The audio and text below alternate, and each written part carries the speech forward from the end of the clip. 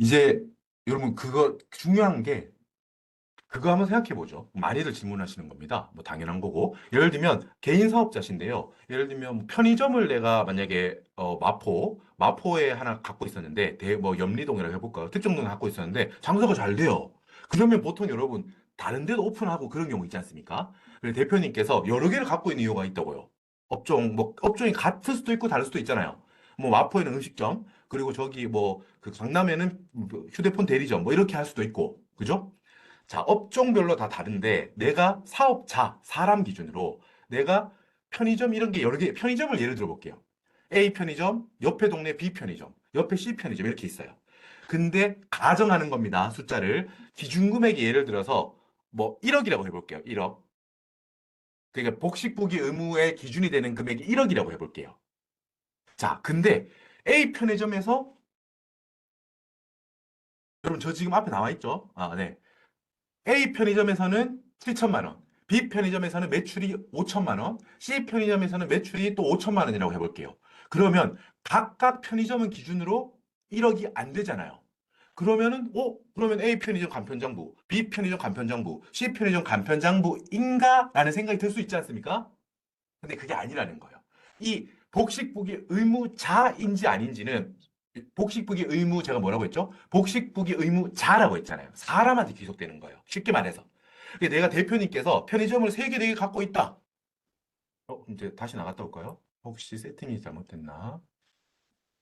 아, 왼쪽에 저 있죠? 네네. 손 한번 흔들어 주세요. 손 한번 흔들어 주세요. 자, 계속 예를 들겠습니다. 자, 사람한테 귀속되는 거예요. 쉽게 말해서 내가 편의점을 3개 갖고 있어요. 그러면 복식부기 의무자 인지 판단할 때 이 3개를 합친다고요. 7천만 원, 5천만 원, 5천만 원 합치면 매출이 1억 7천만 원이죠. 아까 기준 금액이 1억 넘죠? 그럼 어떻게 돼요? 아, 대표님께서는 이제 복식부기 의무자이신 거예요. 맞죠? 그러면 편의점 A, 편의점 B, 편의점 C 어떻게 돼요? 각각을 다 복식부기 하셔야 된다는 결론이에요. 아시겠죠? 지금 여기 뭐 공동사업장 이런 것도 제가 간단히 설명해 드릴 건데 이런 경우보다 진짜 우리 심플한 경우 내가 A, 편의점 B, 편의점 C를 다 갖고 있어. 그때 각각의 편의점 매출은 일정 금액 미만이니까 간편장부인가? 라고 생각할 수 있지만 아니라는 거예요. 다 더한다는 겁니다. 더해서 판단해요. 됐죠? 더해서 이 대표님이 복식부기 의무자인지 아닌지 판단합니다. 판단했죠? 그러면은 그 후에는 각 사업장, A 편의점 사업장, B 편의점 사업장, C 편의점 사업장은 다 복식부기를 해야 되는 거예요. 지금 요 말이 사실 핵심입니다. 지금 뒤에 있는 복잡한 사례, 뭐 여러 가지로 보실 수 있게 교재에는 첨부해 놨는데, 진짜로 아셔야 되는 건 요거, 이게 핵심이에요. 자, 그런데 추가적으로 이게 기본이고 조금 까다로운 경우가 있을 수 있어요. 이런 경우 A 사업장은 내가 해요. 편의점 내 거야. B 편의점도 제 겁니다. 실제 제 거라는 게 아니고요. 내 거예요. 근데 C 편의점은 B가 잘 된다는 소식을 듣고 친구가 찾아왔어요. 야, 땡땡아, 너 요즘 장사 잘 돼서 되게 기분 좋다며. 그래, 그래, 친구야. 하는 데가, 야, 너 나랑 같이 그러면 우리 동네에 편의점 네가 노하우 있으니까 뭐 5대5 이렇게 출자해가지고 동업으로 C 편의점 하나 할래? 라는 거예요. 오케이 할 수 있겠죠? 자, 여러분 그 경우라고 해봅시다. A, B는 그냥 지분이 다 내 거예요. 근데 C는 친구하고 동업을 하고 있다고 해요. 그럼 그 C 편의점은 그게 바로 공동사업장이 되는 겁니다. 결론 이렇게 돼요. 개인 사업장하고 공동 사업장을 합치지 않아요. 자, 그러면 이 A 사업자, 대표님을 판단할 때는 A 편의점하고 B 편의점의 매출만 합치는 거예요. 그래서 복식부기 의무자다. 그럼 A 편의점, B 편의점은 둘 다 복식부기를 해야 돼요. 근데 C 편의점은 친구하고 동업하잖아요. 그럼 얘는 독립적으로 판단해요. 그러면 얘는 작년에 이 C 편의점은 작년 매출이 적었어. 그럼 얘 하나로만 판단하니까 간편정보가 될 수도 있겠죠. 이따가 뒤에 사례를 볼 겁니다. 공동사업장 갑자기 어려워 이렇게 생각하지 말고 중요한 건 일단 사업자, 개인 사업자는 갖고 있는 것들을 다 합친다는 거예요. 지금 여기 여러분 주업종, 주업종 외에 이거는 별거 아니에요. 아까 편의점은 똑같은 업종이니까 그냥 단순하게 더하면 되죠. 7천만 원, 5천만 원 더했어. 1억 2천이야. 그런데 업종이 아까 가군, 나군, 다군. 가군에 있는 거 하나, 나군에 있는 거 하나 이렇게 하면 그냥 더할 수 없다는 거예요. 그때는 약간 환산 작업이 필요하구나. 우리가 여러분 이거 지금 환산하고 있겠습니까? 대표님께서 직접 할 필요 없어. 없습니다. 다 안내가 되어가지고 복지청에서 여러분께 대표님께 안내가 나가겠죠. 하지만 나는 궁금하다는 거예요, 대표님은. 내가 왜 이렇게 되었지? 왜 내가 복식부기 의무자지라는 거를 궁금해하실 거니까 그거에 대한 스토리를 지금 우리는 이제 알고자 하는 거라고요. 주업종 수익금액 환산하고 이런 것들은 우리 신규 직원이나 재직자들은 교육 와서 이런 걸 시험을 칩니다. 테스트 해보고 계산하는 거를. 하지만 우리 그 납세자 여러분께서는 어떤 스토리로 있어서 내가 지금 이렇게 됐는지. 예를 들면 여러분 아까 그 사업자 홍길동 씨라고 할까요? 홍길동 씨 A, B 편의점은 둘 다 100%내 거고 C 편의점은 친구하고 갑순이하고 하고 있어 동업으로. 그러면 여러분 안내가 이렇게 나오겠죠. 사업 사업소득 안내 소득세 신고하세요 대표님이라고 하면서 갖고 계신 A 사업장, B 사업장은 복식부기 의무입니다. 플러스 밑에 C 사업장, 친구하고 동업하고 있는 C 공동사업장은 간편장부 대상자입니다. 이렇게 될 수 있다는 거예요, 사례가. 되셨죠? 계산 사례는 연연하실 필요 없습니다. 지금 우리한테 중요한 거는 이렇게 막 숫자 시험처럼 이렇게 하려고 하는 게 아닙니다. 그리고 한 가지 또 이제 추가로 아셔야 될 개념. 신규 사업자 있지 않습니까? 여러분, 신규 사업자? 신규 사업자는 이거는 신규 사업자가 아니에요. 예를 들어서 지금 23년도 기속을 말하니까 작년, 그러니까 22년도에 막 사업을 하고 있었어요. 사업을 하다가 폐업을 했어. 편의점을 폐업하고 23년도에 휴대폰 업종을 새로 많이 오픈을 했어요. 그런 경우는 신규 사업자를 보지 않습니다. 그래서 신규 사업자는 혜택을 주려고 하니까 이런 경우는 아니라는 거예요. 직전 과세 기간에 사업을 영위하다가 휴업하거나 폐업했어요. 그런데 다음 해에 다시 사업자 등록증을 발급받아 사업을 개시했다면 그거는 신규 사업자로 보지 않습니다라는 거예요. 여러분 아시죠, 여러분? 이게 혜택을 주는 신규 사업자로 보지 않겠다 이 말입니다. 아니 그럼 신규 사업인데 왜 신규 사업자가 아니야? 뭐 말장난하냐? 그게 아니죠. 신규 사업자로서의 혜택을 주는 경우에서 배제하겠다 이 말이에요, 이거는. 됐죠? 관련 예규를 한번 읽어보시라고 되어 있는 거니까 한번 읽어보시고요. 공동사업장의 기장의무 판단. 이것도 여러분, 이 법률 문구 이거 어떻게 뭐 필요, 이렇게 다 뭐 외울 필요 당연히 없죠. 아까 제가 말씀드린 스토리. 어떻게 해야 한다고요? 개인 사업장이 있어요. 개인 사업장끼리는 다 더해서 판단해요. 맞죠? 근데 공동사업장이 있어요. 동업하는 게 있다는 거예요. 그러면 동업하는 게 있다면 그 사업장은 그 자체로만 금액 기준으로 판단하라. 이 말입니다. 이쪽 공동사업장에 대해서는 그 공동사업장을 1사업자로 보아 적용한다. 이게 그 내용이에요. 자, 방금 제가 말씀드렸던 거 여기 있죠? 여러분 같이 읽어볼까요? 여기. 왼쪽, 오른쪽. 첫 번째, 공동사업장을 1거주자로 보아 기장 의무를 판단한다. 공동사업장 수익금액만으로 판단한다. 맞죠? C 편의점만으로 판단한다. 라고 했죠. 기장의무 판단 시 공동사업장 외의 아까 A 편의점, B 편의점하고 합친다고 했나요? 아니었죠? 아닙니다. 단독 사업장과 합산하지 않습니다. 맞죠? 그리고 요거 구성원이 동일하면 지분 비율에 관계없이 두 업체를 합산한다. 요거 말씀드려 볼게요. 자, 요 사례를 보면 됩니다. 요 사례. 여러분, 일단 갑입니다. 갑. 지금 제가 사례를 드는 거는 갑입니다. 갑. 질의응답은 이따가 또 다 모아서 대답 드릴게요. 중간에 못 해드린 점 양해 부탁드릴게요. 자, 갑을 기준으로 생각합니다. 갑. 자, 갑은 여러분 병이라는 친구하고 D 편의점을 동업하고 있어요. 그리고 한 가지 여기 보면 제조업이라고 하지만 그냥 상관없습니다. 그냥 이거 예를 드는 거니까 기장 의무 기준 금액은 1.5억이래요. 1억 5천만 원을 기준으로 넘으면 복식부기 의무자, 미치면 간편장부 대상자. 요 1억 5천만 원만 기억하시면 돼요. 친구하고 D 편의점을 한다고 해도 됩니다. 편의점이라고 할게요. 그냥 얘를. 갑, 병 5대5로 하고 있어요. 공동사업장은 단독으로 판단한다고 했죠? C 업체를 보면 갑 혼자 하고 있는 편의점이 있는데 얘는 신경 안 쓰고 얘만 판단하는 건다는 거예요. D 편의점은 1억이에요, 매출이. 그럼 어떻게 됩니까? 간편장부 대상자네요. 1억 5천만 원이 안 되잖아요. 이렇게 판단해요. 그리고 제일 오른쪽을 바로 봐버립시다, 우리. 갑업체예요. 아, 갑업체가 아니고 C 편의점.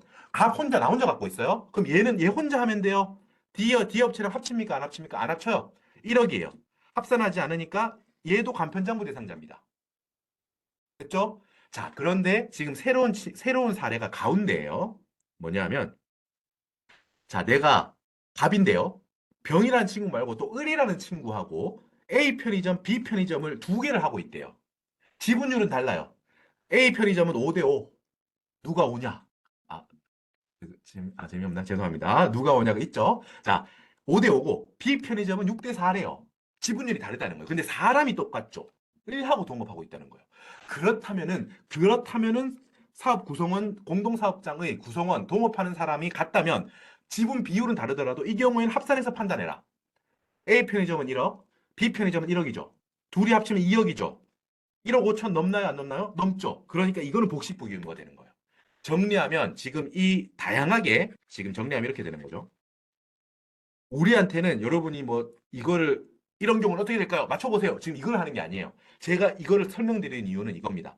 내가 갑이라고 할 때 대표님께서 갑이라고 할 때 이렇게 하는 거예요. 편의점이 4개하고 인벌브가 되어 있죠. 관여가 되어 있잖아요, 지금. B 편의점은 간편장부, C 편의점은 간편장부, A랑 B는 복식부기. 일 수도 있다라는 거를 말씀드리는 거예요. 지금 이거를 시험 보듯이 이런 경우는 어떻게 될까? 그걸 말씀드리는 게 아니고 납세자 여러분께서 아셔야 될 거는 저렇게 하는 거구나. 저렇게 해서 내가 지금 안내물을 보니까 편의점이 여러 개 있는데 어떤 편의점은 간편장부고 어떤 편의점은 복식부기라는 게 공동사업장이 때는 그런 게 좀 복잡하게 계산되는 게 있어서 지금 이럴 수 있구나 정도만 아시면 돼요. 되셨죠? 네. 여러분, 업종이 다르다면 아까 어떻게 한다고 말씀드렸죠? 업종별로 환산해서 더한다는 거예요. 동일한 가군, 나군, 다군 있었지 않습니까? 아까 업종이 같다면 그냥 더하면 돼요. 매출 금액을. 하지만 가군에 있는 업종 하나, 다군에 있는 업체 하나 이렇다면은 그거를 환산해서 더하는데 그거는 환산이 알아서 되어서 안내가 나갈 거기 때문에 보실 때 그 과정을 우리가 연습처럼 시험처럼 이렇게 하실 필요는 없다. 환산해서 더해서 판단하는구나. 물론 가군, 다군이다. 환산해서 금액으로 판단을 해요. 주업종 기준으로 판단하고 났죠. 복식부기 의무다. 그러면은 가업장, 다업장 다 복식부기를 적용한다는 점이 우리 포인트입니다. 네, 되었습니다. 자, 여러분 뒤쪽은 디테일한 거고 제가 참고용으로 이거 다 빼고 이 정도만 러프하게 갈까 하다가 혹시라도 나중에 참고용으로 교재 보실 수 있게 좀 디테일한 것까지 넣어놨어요.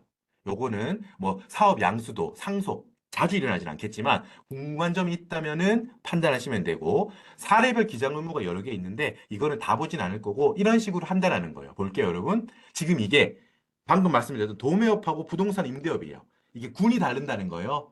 그렇다면은 24년 귀속 뭐 왔다 갔다 좀 헷갈리시죠? 이게 24년도 교재이긴 해서 요건 납세 세법 교실 아니라고 해서 이제 올해 이때는 24년도가 지금 당해 연도가 되어겠네요.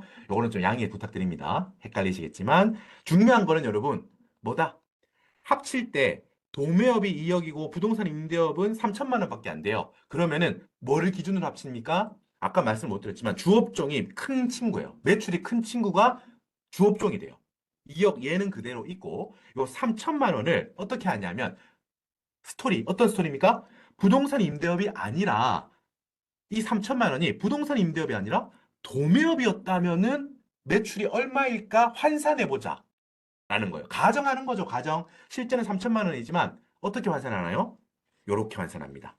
여러분, 이 환산하는 거 우리 시험 치는 거 아니니까 그냥 이렇게 환산이 되는구나만 아시면 된다고요. 환산한 걸로 더했더니 3억 2천만 원이네요. 그러면 3억 넘으니까 복식부기 의무자가 된다. 그래서 어떻게 판단한다고요?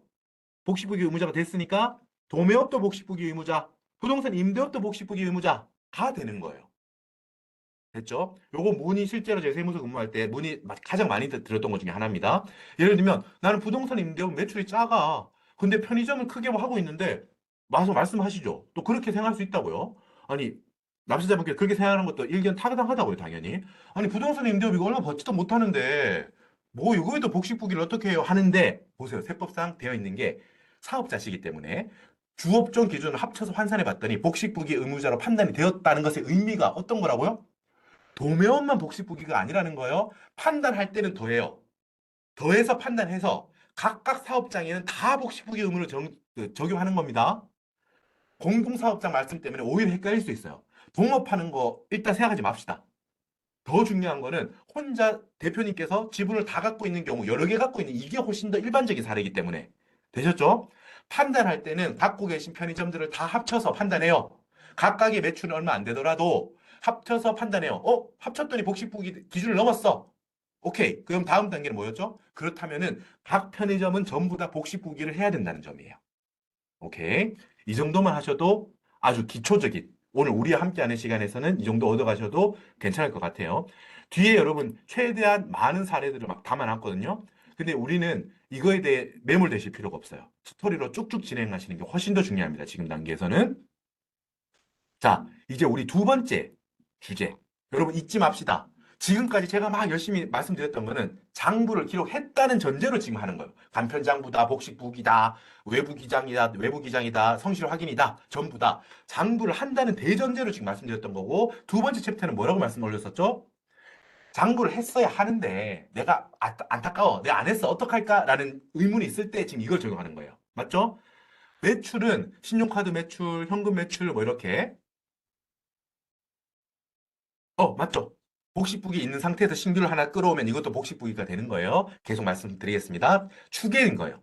시- 신고서를 장부를 썼어야 되는데 장부를 내가 미처 못 썼어. 깜빡했어. 안 돼가 못했어. 그때 신고할 수 있다. 개인 사업자는 추계로 신고할 수 있다고 했어요. 그게 바로 이때 필요한 경비율 개념입니다. 추계 장부는 없기 때문에 소득 금액을 사업 소득 금액이 얼마인지 추정해서 계산한다. 추계로 신고할 때 비용을 빼주는 게 있어야 되지 않겠냐라는 거예요. 장부가 없으니까 실제 금액은 모르잖아요. 하지만 우리가 동종업계의 평균 이런 걸 고려해서 설정되어 있는 경비율이라는 게 있습니다. 그래서 업종 안내 이따 보겠지만 그 업종이 얼마 경비율로 적용할지가 같이 안내가 나가요. 당신은 기준경비율 대상자입니다. 그리고 옆에 보면은 퍼센티지가 나와요. 몇 퍼센트입니다. 그 퍼센티지가 어떤 의미라고요? 매출이 1억이라고 하면 그 퍼센티지, 예를 들어서 기준경비율이 70%다. 그럼 70%만큼은 장부가 없더라도 비용으로 빼주겠다는 거예요. 그럼 어떻게 돼요? 1억 빼기 7천만 원. 해서 3천만 원에 대해서 이제 소득세를 내라. 뭐 이렇게 진행이 된다는 거죠. 3천만 원에 뭐 세율을 곱해가지고 진행이 되겠죠, 물론. 자, 그거에 대한 걸 우리 한다. 아까 전에 표 말씀드렸잖아요. 똑같은 겁니다. 아까 전에 이렇게 긋고 왼편이 장부 기장에 대한 말씀을 올렸던 거고 오른편은 뭐 장부를 기록하지 않으셨을 때 기준경 비율을 이때 적용하니까 이 여기에 해당하지 않으면 뭐가 되는 거예요? 단순경 비율이 되는 거죠. 그리고 머릿속에 어떻게 알고 있자고요? 단순경 비율이 납세자한테 유리한 거다. 단순경 비율이 기준경 비율보다 경비율이 크다. 경비율이 크면 비용으로 많이 인정받는 거니까 납세자한테 유리하다. 라는 거. 그래서 뭐였죠, 여러분? 그래서 경비율이 큰 대신 단순 경비율은 추가적으로 나 이것도 경비 나간 거 추가로 해주세요. 그런 게 없다고요. 충분히 맥스로 했다는 개념을 가지시면 돼요. 충분히 맥스로 빼준 거예요. 장부가 없는 상황 하에서. 됐죠? 기준경비율은 단순경비율이 아니면 단순경비율이라는 혜택을 적용받지 않는 경우는 모두 기준경비율이에요. 기준경비율은 단순경비율보다 비율이 낮아서 아쉽습니다. 좀 더 해주시면 안 되나요? 라고 대표님께서 말씀하시면 뭐라고 한다고요? 세법이? 맞습니다. 추가적으로 만약에 증빙을 갖고 계신 게 있나요? 요런 있습니다. 한정적으로. 예를 들면 직원 인건비, 월급 나간 내역, 지급 명세서 잘 보유하고 계신가요? 입금 내역 잘 갖고 있나요? 확인하고 빼드려요. 기준경비율일 때는. 지금 그 내용을 함께 한번 살펴볼게요, 여러분. 자, 이게 그겁니다. 아까 전에 개인 사업자는 기장을 해야 돼요. 장부를 기록하는 게 기본인데, 장부 기록 안 했는데요? 그럼 신고하지 마세요. 아니라는 거예요. 법인 같은 경우는 장부가 없으면 신고가 애초에 안 들어가요. 하지만 개인은 추계로 장부가 없는 상태에서 신고할 수 있습니다. 물론 소규모 사업자가 아니라면 가산세는 부담해야겠지만, 장부가 없으면 신고를 못 하나요? 나라에서 고지할 때까지 기다려야 되나요? 아니라는 거예요. 그게 바로 이 제도다. 추계로 의한 신고도 할 수 있구나. 이 정도만 아시면 돼요. 지금 우리가 디테일하게 무슨 수험생처럼 이 경우에는 뭐가 되고요, 뭐 안 되고요. 지금 이게 아니에요. 우리는 지금 이 정도까지만 알고 큰 흐름 숲을 보자고요. 됐죠? 개인 사업자는 추계로 소득세 신고를 할 수 있구나. 그 경우는 두 가지로 나뉘어지겠구나. 단순경비율로 적용해서 신고하는 방법, 기준경비율을 적용해서 신고하는 방법. 이렇게 두 경우가 있을 수 있겠구나. 오케이, 넘어갑니다. 자, 여기는 좀 디테일한 부분이니까 넘어갈게요. 기준경비율 아니더라도 다른 방법으로라도 추계로 결정할 수 있다. 결정이라고 하는 건 뭐예요, 여러분? 납세자 스스로 신고하는 건 말 그대로 신고고요. 신고를 하지 않았어요. 무신고 상태죠. 그때 과세관청, 국세청, 세무서에서 세무서에 갖고 있는 자료를 가지고 추정한 금액으로 계산해 봤더니 세금이 이 정도 됩니다. 내세요라고 하는 고지하는 게 여러분 결정이라고 해요. 결정. 만약에 근데 신고를 했는데 조금 오류 사항이랑 빠뜨린 게 있어. 잘못된 게 있어. 그걸 여러분 나중에 신고 내용 확인이라고 해요. 신고가 들어온 거에 대해서 오류나 이런 게 있는지 확인해 봤더니 선생님 이거는 좀 다시 한번 봐주시겠습니까? 라고 신고 내용 확인을 부탁드리거든요. 납세자분한테. 그렇게 해서 수정 신고를 하실 수도 있고 아니면 과세관청에서 조금 더 내세요. 조금 더 내셔야 될 것 같아요. 라고 하는 게 고지하는 게 뭐예요? 이거는 바로 경정입니다. 처음으로 과세관청이 세금을 정하는 게 결정이고요. 니을. 신고가 되어 있는데 그거를 조금 수정해 주는 게 경정입니다. 뭐 디테일하게 제가 그것까지 다 이해만 하시면 돼요. 결정, 경정이라고 지금 나오잖아요. 그거를 장부가 없으니까 추정해서 한다라는 거예요. 자, 내용 이따 볼게요. 그 퀘스천 좋은 질문이고 이따가 확인할 수 있습니다. 넘어가겠습니다. 자, 단순경비율 대상자가 누가 될지를 한번 볼게요, 여러분. 자, 우리 머릿속에 단순경비율이 혜택이다. 일반적인 경우, 기준경비율보다 단순경비율이 일반적인 경우에는 유리하다라는 거 보고 하고 적용합니다. 단순경비율은 일단 여러분, 당해, 올해 신규로 오픈했다 이거예요. 오픈한 사람은 무조건 다 올해 오픈했다고 단순경비율 적용하는 건 아니고요. 자, 지금 24년 5월이죠? 23년도분 신고한다고 했을 때, 오른쪽 보세요. 23년도 매출, 지금 아실 수 있잖아요. 그죠? 아직 신고 안 됐더라도 알 수 있죠? 요 3억 1억 5천 7천 5백만 원. 자, 이것보다 미달한다면은 신규 사업자이면서 23년도 매출이 이거보다 미달한다면 단순 경비율이라는 혜택을 준대요. 언제? 장부 없을 때요. 장부 없이 신고할 때. 자, 계속해서 조금 더 따라와 보세요. 그렇다면은 나는 계속 사업자죠. 23년도에 최초 오픈한 게 아니고 원래 쭉 하던 분이에요. 이렇다면은 요건이 두 개. 기준 수익 금액 직전 연도 22년도 매출 금액 6천, 3,600, 2,400 미달하면서 23년도도 엔드 요건으로 만족해야 됩니다. 엔드 요건이에요. 그래야지 뭐가 된다고요? 단순 경비율이라는 혜택을 받을 수 있습니다. 신규 사업자는 오른쪽 신규 사업한 오픈한 연도만 3억 1억 5천이면 돼요. 근데 계속 사업자는 엔드 요건을 만족해야 단순 경비율이라는 혜택을 받을 수 있어요. 뭐죠? 22년 직전 연도 매출 금액도 이거보다 안 돼야 되고 미달해야 되고 23년도 조금해졌네요. 23년도 매출도 3억 1억 5천 이거 미달해야 돼요. 요 요건을 둘 다 만족해야 단순 경비율이라는 혜택을 받을 수 있습니다. 소득 금액을 어떻게 계산하나요? 죄송합니다. 설정이 다르게 돼 있어서 자 줄어들었었네요. 수익 금액이 있다. 아주 심플하게 수익 금액이 만약에 뭐 100원이다. 요건 알 수 있다고 했죠. 신용카드 매출 등등으로 해서 요거는 전산상에서 확인이 된다는 거예요. 신고하지 않아도 보통은 수익 금액이 100원 이 중에 얼마를 빼준다고요? 수익 금액 중에 단순 경비율이 90%라고 해볼게요.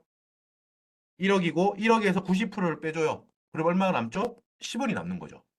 10원 곱하기 뭐 세율을 해가 텍스 레이트 세율을 곱해서 이제 진행하는 거죠. 세금 내세요. 신고하거나 이렇게 할 때. 자, 더 빼주면 안 된다는 거예요. 예를 들어서 90%라고 했지만 단순 경비율은 매우 경비율이 높으니까 추가적으로 빼주는 건 없군요. 신고서 서식 이렇게 따로 있다는 거예요. 보통은 소득세 신고서 서식이 풀로 하면 여러분 35페이지거든요. 근데 그렇게까지 안 해도 단순하게 난 장부도 없고 그냥 요 단순 경비를 할 거야. 이게 종이 서식이 이렇고 홈택스에는 이 종이 서식이 녹아 들어가 있겠죠. 그래서 요 오른쪽 밑에 보면은 사업소득 금액 해가지고 매출이 얼마다, 매출이 얼마고 여기서 단순 경비율로 얼마를 빼주겠다, 소득 금액이 얼마다 이렇게 내는 거 있거든요. 서식을 잠깐 살펴보시라고 한 겁니다. 자 넘어가시고 아이고 앞으로 갔네요. 다시 뒤로 가겠습니다. 자 단순 경비율 이런 혜택이라고 말씀드렸잖아요. 이 혜택을 배제하는 경우가 있거든요. 여기 보면 아까 잠깐 말씀드렸어요. 의사, 약사님들 이렇게 매출이 뭐 높을 거라고 기대되시는 분들, 변호사업이나 이런 분들은 단순 경비율은 좀 혜택 드리기 좀 그렇다. 전문직이시잖아요. 요렇게. 기준을 좀 높이 잡겠습니다. 이렇게 생각하시면 돼요. 그리고 여기 밑에 뭐 현금 영수증이나 신용카드 관련한 이제 우리가 의무가 있는데 사업자로서 그거를 좀 여러 번 뭐 위반하거나 이렇다면은 약간은 단순경비율이라는 혜택을 드리긴 좀 그렇습니다. 약간 그 정도 느낌만 보시면 돼요. 넘어갈게요. 여러분 다시 말씀드리지만 넘어가는 부분은 제가 애초에 교재에 넣을까 말까 고민하다가 교재가 한 130페이지 정도 갔잖아요. 전반적으로 필요하실 때 이 숲이라는 걸 머릿속에 갖고 계시면서 이 프레임을 갖고 계시면서 틀 안에서 나중에 찾아보시는 용도로 하도록 좀 충실하게 넣어 놓은 겁니다.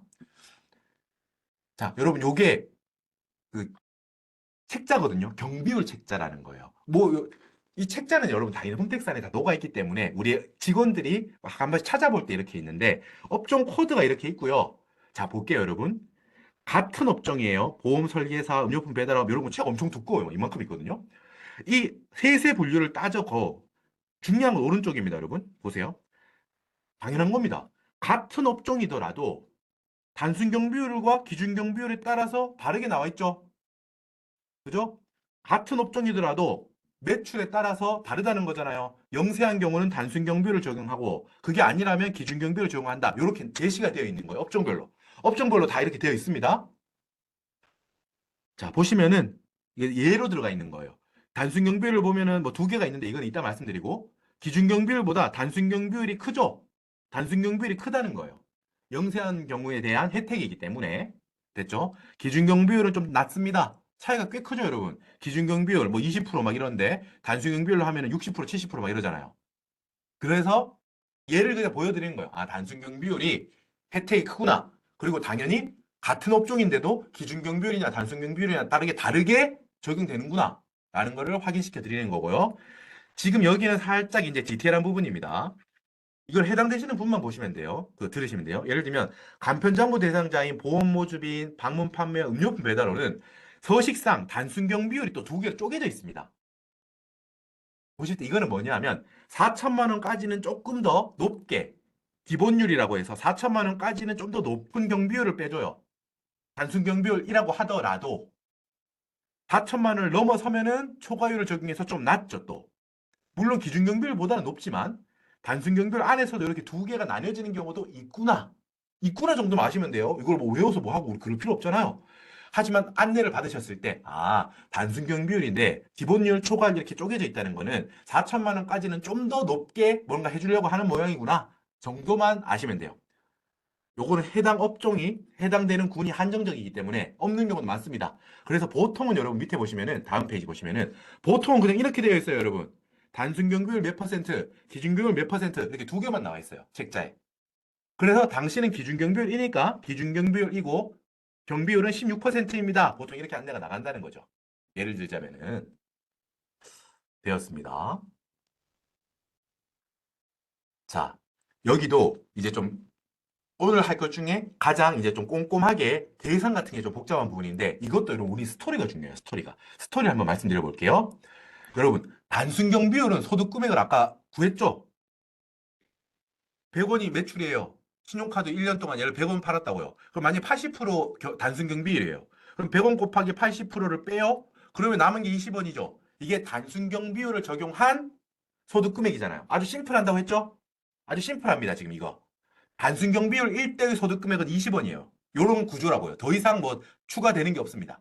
근데 기준 경비율은 조금 더 생각할 것들이 추가로 있다는 거예요. 그거를 지금 말씀드릴게요, 여러분.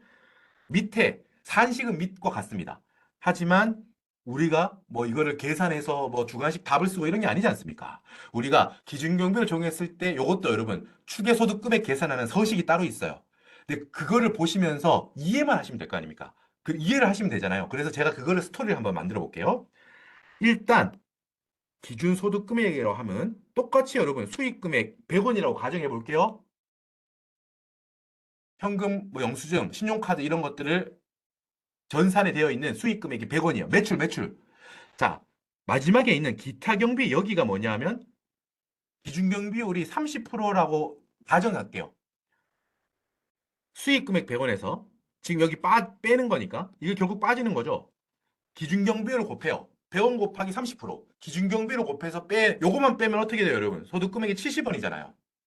근데 아까 기억나세요? 이러면 세법한테 얘기한다는 거죠. 국세청아. 좀 서운한데? 또 아무리 내가 장부 안 했지만 단순 경비율은 20원밖에 안 하는데 난 70원 좀 더 빼주면 안 돼? 라고 한다는 거예요, 대표님께서.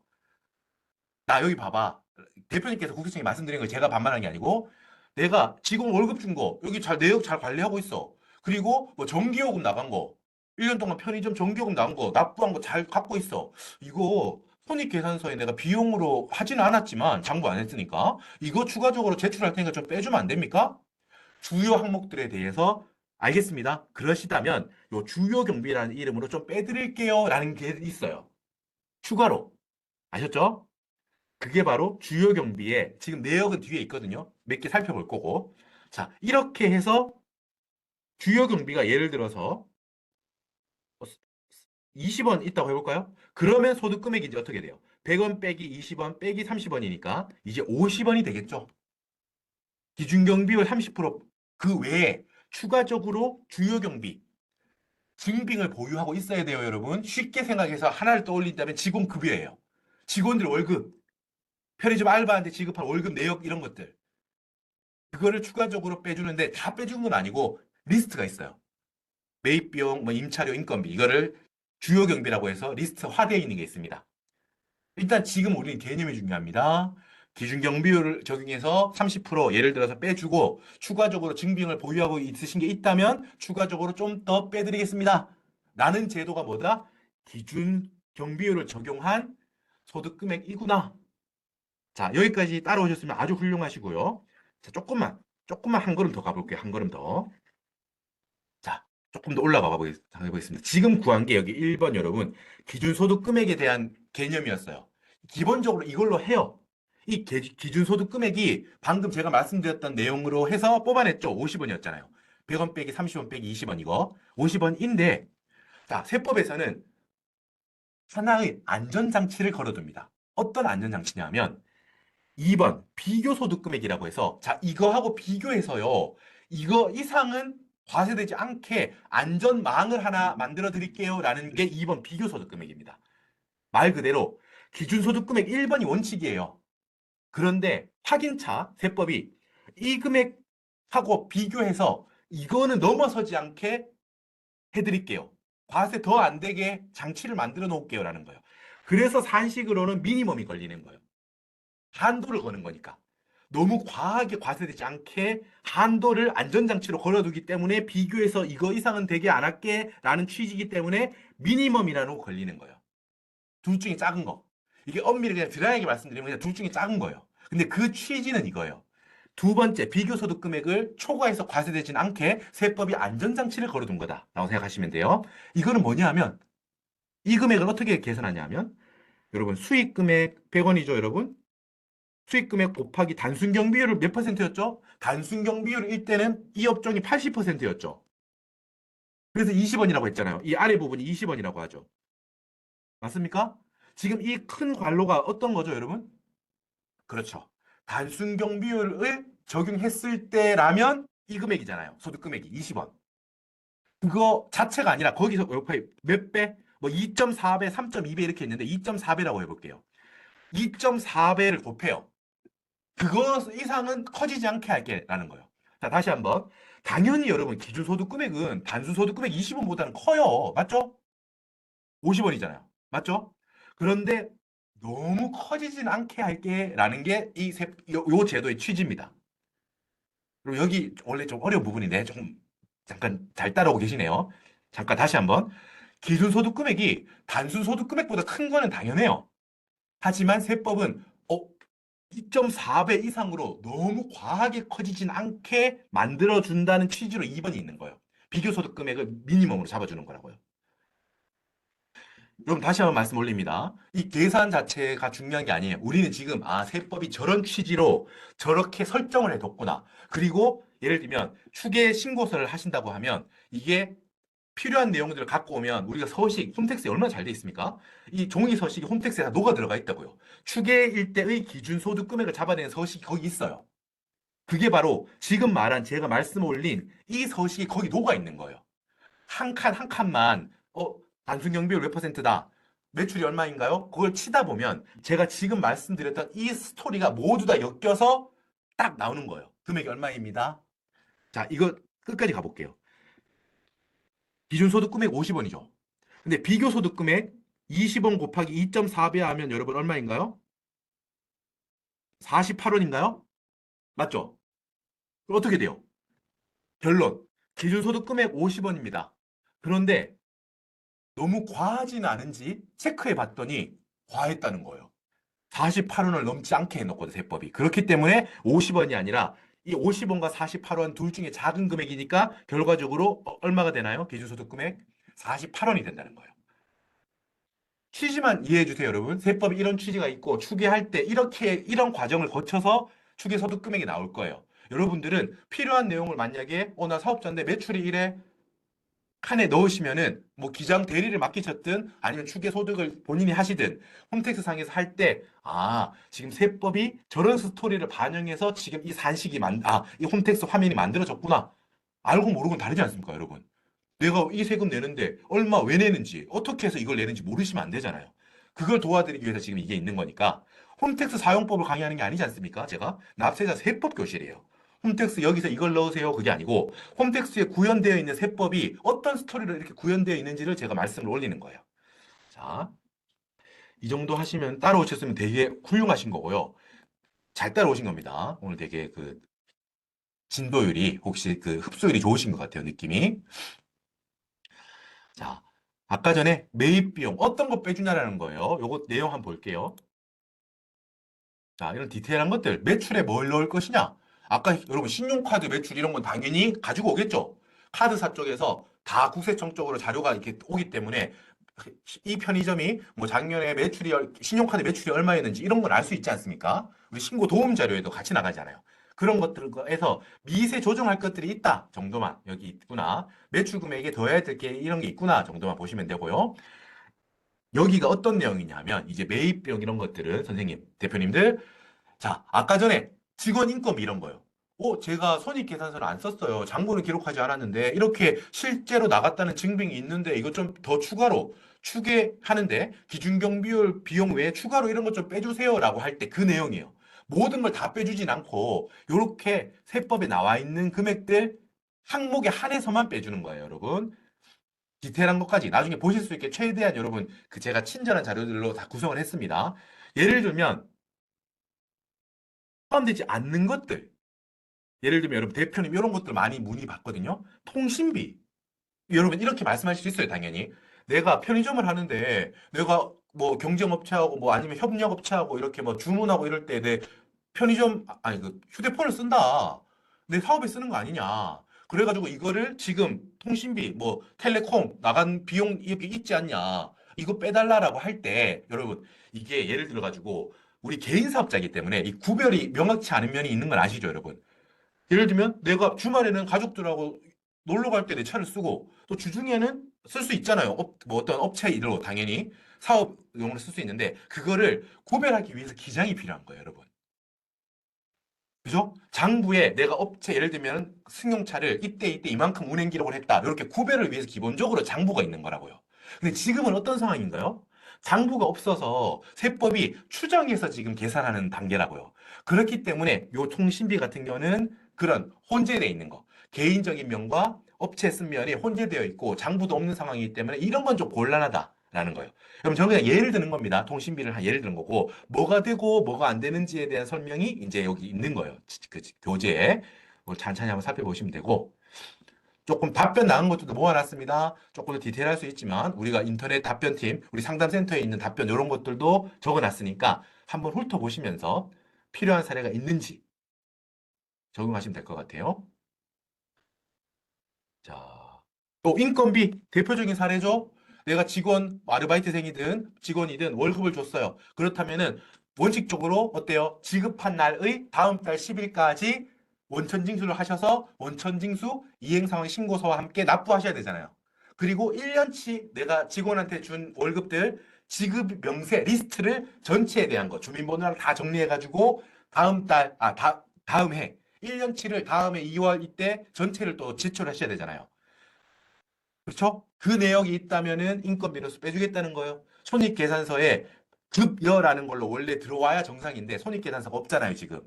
그냥 원천징수 이행상환신고서 있다, 월급 내역이 있다 이러면 빼주겠다는 게 기본적인 틀입니다. 추가적으로 빼주겠다는 거죠. 자, 잘 따라오고 계시네요. 여러분 뒤쪽은 이제 한번 그냥 쭉 한번 살펴보시면 될 것 같고 이제 우리 뒤쪽으로 마지막 챕터 넘어가겠습니다. 이제 추계에 대한 내용을 우리가 살펴봤고 문답 사례가 40개 있거든요. 이거를 40개를 또 다 볼 수는 않을 거고 요 디테일한 것도 있습니다. 그래서 국제국정 한번 볼게요. 예, 여기 문답 사례까지 보고 일단 수업을 오늘 종료하고 Q&A 시간을 추가로 갖도록 하겠습니다. 자, 간편장부 대상자는 간편장부만 사용해야 하나요? 뭐 추가적으로 더 할 수 없나요? 여러분 당연히 있습니다.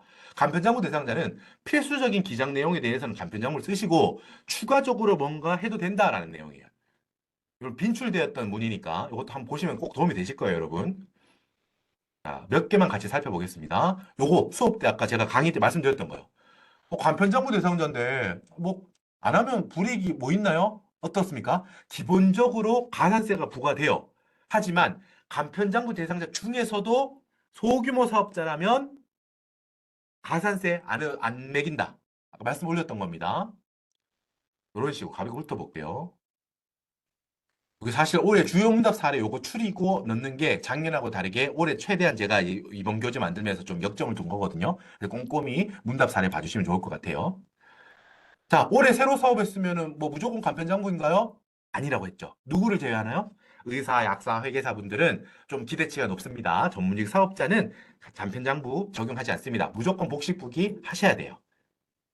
그게 아닌 다른 신규 사업자는 간편장부 대상자라는 뜻이죠. 맞습니다.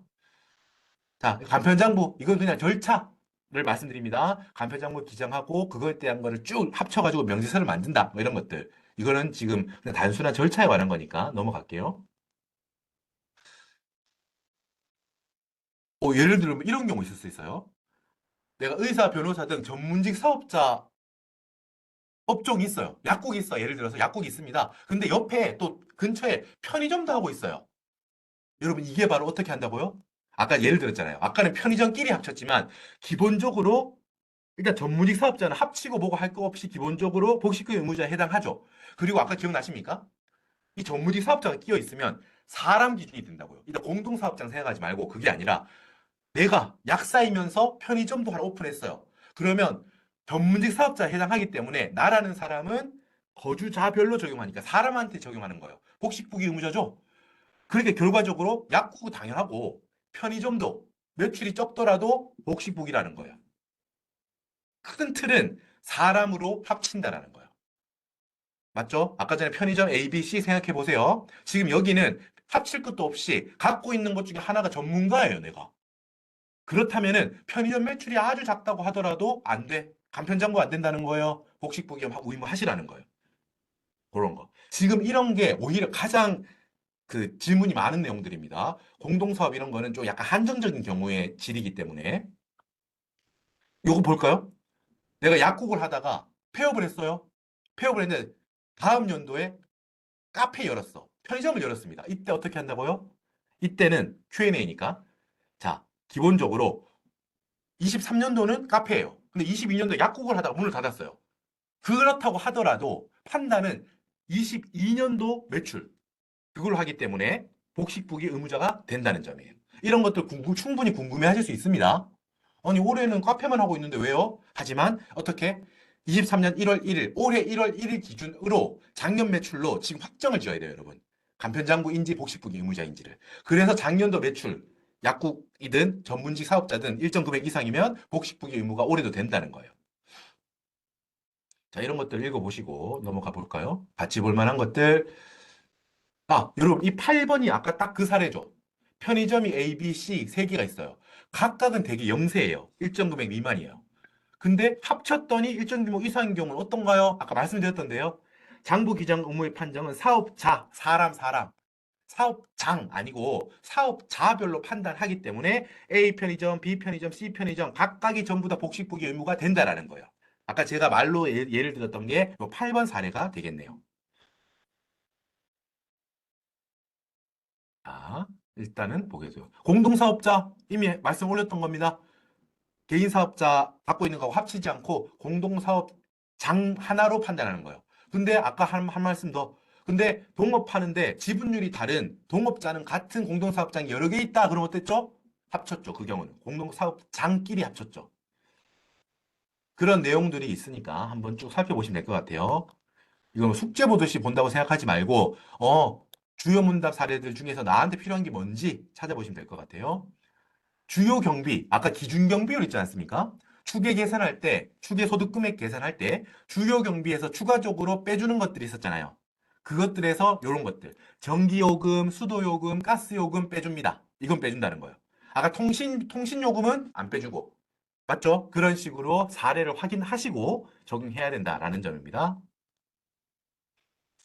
이런 것들은 디테일한 절차 규정이니까 읽어보겠습니다. 이것도 읽어보시고. 이것도. 그리고 여러분 한 가지 용어만. 지금 용어가 24년도부터 과거에 접대비라는 표현 있지 않습니까? 뭐 기부금, 접대비 뭐 이렇게 있었는데 접대비라는 표현이 법인세법, 소득세법, 공의, 기업 업무 추진비라는 일곱 자로 바뀌었습니다. 접대비라는 표현이 여러분 뭐 이제 어디 뉴스나 보시면은 기업 업무 추진비 하면 뭐지? 낯선데? 이 표현이 세법에서 잘 못 들어봤는데 라고 하신다면 접대비라는 게 개정된 겁니다. 표현이. 내용은 똑같아요. 그냥 우리가 업무상 영업상 거래처랑 같이 뭐 프로야구 같이 이제 사이 돈독하기 위해서 가가지고 프로야구 관람했다. 그럼 프로야구 관람했던 그 입장권 이런 것들이잖아요. 그게 문화접대비죠, 그거는. 같이 점심 먹어가지고 갈비탕 한 그릇 먹었다. 우리 업체랑 갈비탕 먹었다. 그것도 다 접대비잖아요. 그게 표현이 기업 업무 추진비로 바뀌었다라는 거예요. 자, 디테일한 내용들은 좀 넘어가고. 절차 규정에 가깝습니다.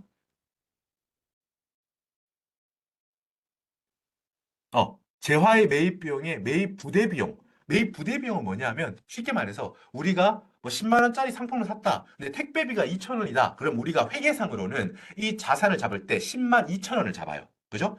매입할 때 필수적으로 들어가는 도인이라는 거예요. 그게 말해서 문반비라던가 공과금 이런 거 있으면 자산의 취득가액에 넣는단 말이에요. 근데 지금 여기는 장부 없이 빼주는 거니까 재화의 매입 비용에 매입 부대 비용은 포함하지 않는다. 순수한 물건 대금만 뺍니다. 라는 그런 답변 드립니다. 디테일한 것들 한번 읽어보시고 여기도 최대한 나중에 확인하실 수 있게 했습니다. 아까 근로소득 원천 징수를 하고 그걸 제출한 전제로 인건비를 빼줬는데 또 이렇게 지급받은 자가 확인이 되고 입금 내역이 확인되면 이런 경우도 좀 빼드리겠다라는 답변이 나가 있거든요. 이것도 참고용으로 보시면 될 것 같아요. 2교시 조금만 더 마무리되니까 좀 길어지지만 양해 부탁드립니다. 최대한 그래 좀 충실하게 하려다 보니까 시간이 조금 오버됐는데 최대한 도움을 드리고 싶어서 봐주세요. 늦어지더라도 조금 봐주세요.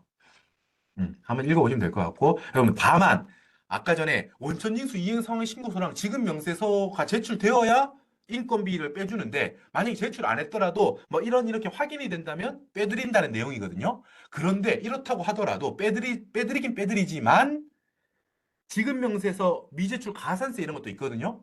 그거에 대한 페널티는 내셔야 됩니다. 뭐 이런 답변이 나가 있는 겁니다. 자, 요런 거는 이제 한정적인 보험 대리점 하시는 분에 한해서 이제 읽어보시면 될 것 같고요. 음, 읽어보시면 될 것 같아요. 상황별로 적용은.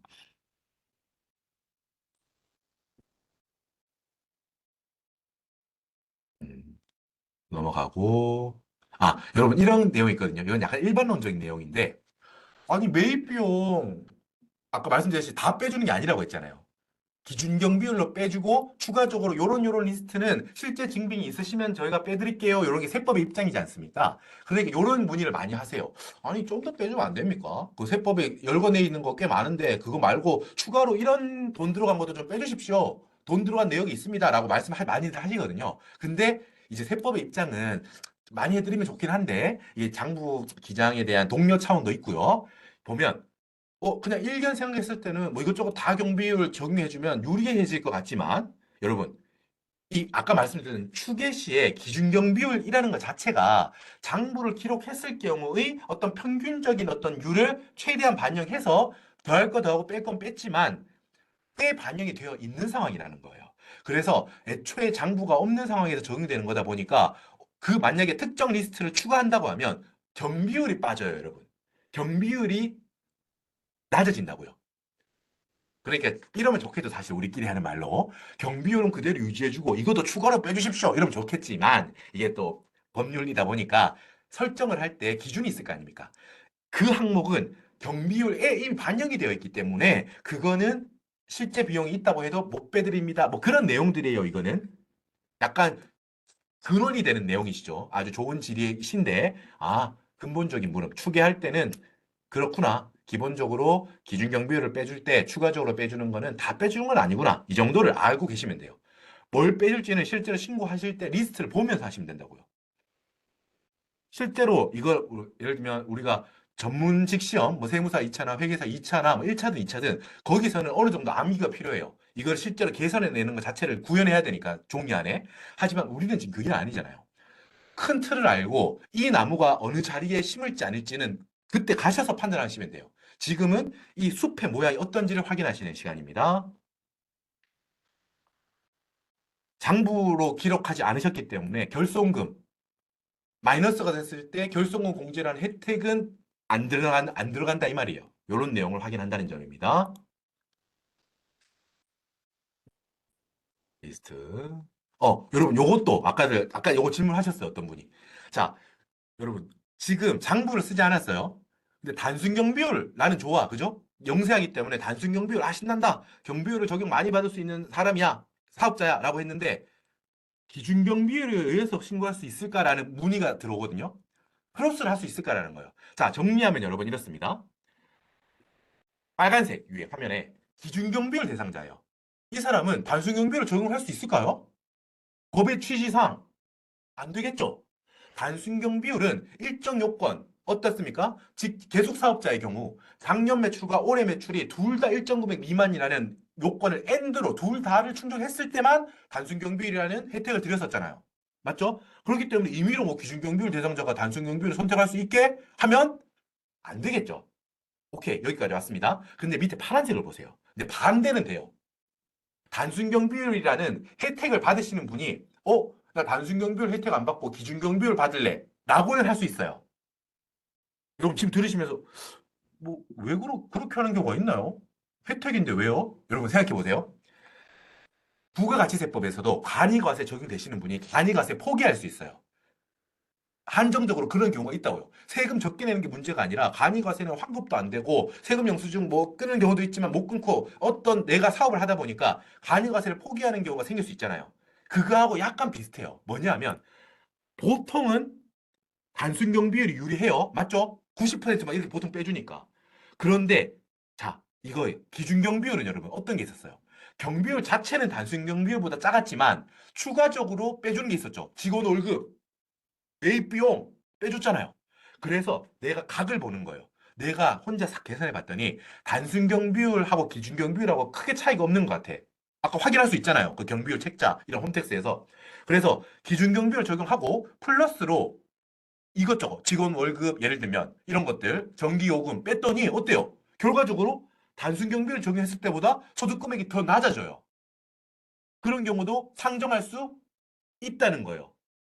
흔치는 않겠지만 그래서 세법은 열어주는 거예요.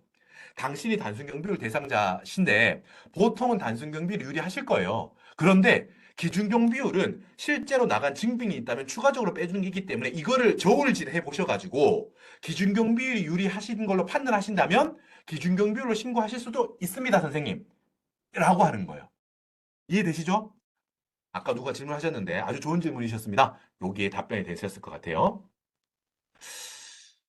자, 경비율 대상자가 단순 경비를 신고했을 때는 신고할 수 없다고요. 이건 있을 수 없는 거예요. 그래서 무신고로 보고 뭐 가산세가 된다. 뭐 이런 것들이 간다는 내용입니다. 결손금은 인정받을 수 없고요. 추계할 때는.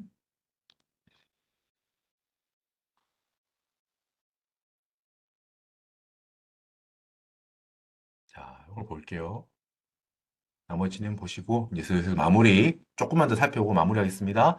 아니, 신고 안내문상에 아까 말씀드렸죠. 장부를 기록하신다면 복식북인지 간편장부인지 왼편에 있고 슬러시하고 오른편에. 만약에 장부를 안 하신다면 기준인지 단순인지 오른쪽에 있다고요. 그죠? 안내문에 그렇게 나가니까 보고 하시면 된다라는 답변입니다. 뭐 디테일한 것들, 뭐 경정이 되었다 이런 것들은 좀 약간 사후에 디테일한 것들이니까 넘어가고요. 장애 사업장에 대한 약간 특례, 조금 더 혜택을 준다는 거예요. 경비율을 조금 더 높게 해주겠다. 단 장애 사업자인 경우에는 그런 것들. 여기 정말 디테일한 내용들입니다. 이거는 재고자산 안에 묻어 있는 재고자산은 자산이지 않습니까? 자산은 팔렸을 때 매출 원가라는 비용으로 잡히죠, 여러분. 그래서 이거 조정해 줘야 돼요. 기초재고자산에 들어있는 비용만큼은 올해 비용에서 차감해주고 이런 거 있는데 좀 깊숙한 이야기입니다. 여기까지는 나중에 혹시 해당되시는 사항이 있을 때 찾아보시면 될 것 같아요. 계산하고 이런 것도 넣어놨는데 이거는 정말 깊숙한 부분이기 때문에 어떤 내용만 우리 알고 있으면 되겠다라는 겁니까? 제가 드리는 말씀은 추계할 때 조정사항이 있거든요. 추계 서식에 보면 재고자산을 조정, 기초재고가 얼마다, 기말재고가 얼마다 막 이걸 적는 부분이 있는데 그걸 왜 적냐 하면 내용만. 재고자산은 그 자체로는 아직 비용이 아니죠. 미래의 비용이에요. 언제? 팔렸을 때. 기초재고자산은 올해 팔리면서 매출원가로 비용될 거고 기말재고자산은 단기 말재고자산은 차기, 즉 내년에 팔리면서 내년에 비용이 될 거예요. 그렇기 때문에 기초재고자산과 기말재고자산 안에 묻어있는 이 매출원가를 플러스 마이너스로 추계에 신고할 때 조정해준다 이런 거거든요. 자, 깊숙한 부분이기 때문에 뭔가 조정이 필요한 모양이구나 라고 해서 차후에 뭔가 신고할 때 필요한 사항이 있다면은 여기를 찾아보시면 될 것 같아요. 끝을 향해 달려갑니다. 자, 나머지는 그냥 살펴보시면 될 것 같고, 자, 4시 2분인데, 시간이 살짝 오버가 됐는데, 사실 제가 이제 강의를 할 때, 이제, 저는 충분히 설명을 드리고자 하는 게 이제 저희 취지거든요. 제가 어떤 강의, 뭐, 신규 공무원 강의든, 재직자분 강의든, 이제 더 그런 강의는 항상 최대한 이제 스토리로서 설명을 녹여서 설명을 드리자라고 하기 때문에 좀 이제 강의 시간이 조금씩 깁니다. 그래서 이제 시간이 좀 오버됐는데 양해 부탁드리고 일단 여러분 저는 이제 박준범이었고 그래도 여러분 소중한 인연인데 저도 이거 지금은 제주도에 있거든요. 교육원이 국세청 교육원이 제주도에 있는데 뭐 일선으로 돌아가거나 세무서나 거기서 왔다 갔다가 마주칠 수도 있겠네요. 그때 혹시라도 보면 그때 몇 년 전에, 너 본 것 같은데? 말씀 주시면은 저 너무 반가울 것 같아요. 그럼 그때 납세 세법 교시 들었다 하면은 반갑게 커피라도 한 잔 제가 같이 함께 할 수 있으면 좋겠습니다. 그 이름, 뭐 기억 못 하시더라도 나중에 박준범 들었을 때, 어디서 많이 들은 것 같은데? 이러면 너무 감사할 것 같아요. 제 이름은 박준범이었습니다. 작은 인연이지만 소중한 인연이니까 2시간이지만 여러분 200분이니까 저한테는 400시간 같습니다. 저는 항상 강의할 때 그게 기본 모토로 갖고 있습니다. 2시간이지만 200분이 들었으니까 200명이 들어주셨으니까 저한테는 400명에 대한 마이크에 대한 무게가 있다고 생각하고 준비하고 있습니다. 어떻게 모쪼록 또 그 도움이 되셨는지 모르겠습니다. 자, 수고 너무너무 많으셨고 지금 이제 Q&A 시간 가질 거거든요. 일단은 정규 강의를 이제 마무리하고 Q&A는 좀 편하게 질문하실 것들로 하겠습니다. 자, 박수 치면서 끝내겠습니다. 이상 박준범이었습니다. 납세자 세법교실 마치도록 하겠습니다. 감사합니다. 안녕히 계세요.